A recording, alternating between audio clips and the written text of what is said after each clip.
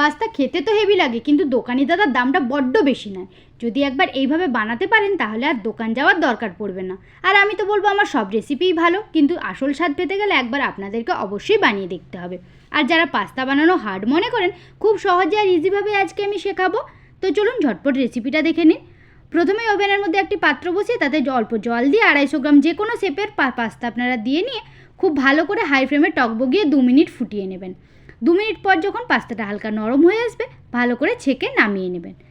এবারে কড়াইতে তেল গরম করে 2টি লবণ মাখানো ডিম দিয়ে খুব ভালো করে ফেটিয়ে ঝিরিঝিরি করে যেমন খুশি ইচ্ছে চিড়ে বিড়ে ভালো করে ভেজে নিয়ে তুলে রাখুন।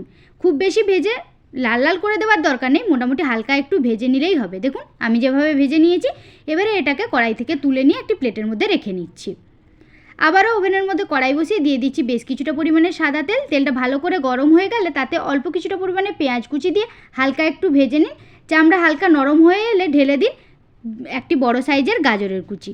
এটা এবারে অল্প একটু ভেজে নিয়ে দিয়ে দিন একটি বড় সাইজের ক্যাপসিকামের হাফ ক্যাপসিকাম আমি এখানে ব্যবহার করেছি, সেটা দিয়ে অল্প কিছুক্ষণ ভালো করে নাড়াচাড়া করে ভেজে নিন।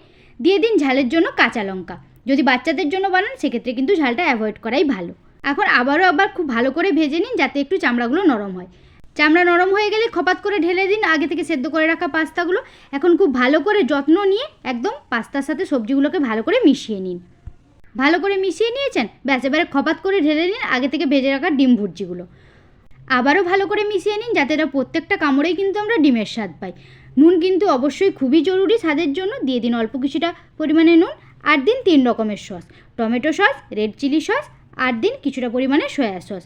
সবগুলো কিন্তু আমি 1 চামচ করে ব্যবহার করেছি। এবারে সব কিছু খুব ভালো করে মিশিয়ে নিন। আর এই সসগুলো অবশ্যই ব্যবহার করবেন, তবেই কিন্তু পাবেন দোকানের মতন স্বাদ, নইলে কিন্তু নয়। এখন সব কিছু ভালো করে মেশানো হয়ে গেলে পুরুত ঠাকুরের মতন ছিটিয়ে দিন 1 চামচ পাস্তা মশলা। তারপরে আর কি, খুব ভালো করে একবার মিশিয়ে নিন। আর একটা মুখে দিয়ে দেখুন তো টক ঝাল সব ঠিক আছে কিনা।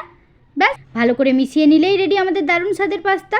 এবার হাঁ করে আর ফোনের দিকে তাকিয়ে না থেকে যান চটজলদি এরকম একটি রেসিপি বানিয়ে খান তো দেখি। আর বানানোর পর কেমন লাগলো অবশ্যই কিন্তু আমাকে জানাবেন। আচ্ছা, আরেকটা কথা বলে রাখি, আপনারা চাইলে কিন্তু আরও সবজি ব্যবহার করতে পারেন, বিনস দিতে পারেন, বাঁধাকপি দিতে পারেন। এবারে আর কি, খুব সহজেই কিন্তু পাস্তা বানানো শিখে গেছেন। দোকানদারের একটা খরিদ্দার কমালেন আর নিজেও বানাতে শিখে গেলেন। এবারে আজকে সন্ধ্যায় এটা অবশ্যই বানিয়ে পরিবেশন করুন। খুবই সহজ, সিম্পল, একদম টিকাও একটি রেসিপি। বানিয়ে খান আর সাবস্ক্রাইব করে যান।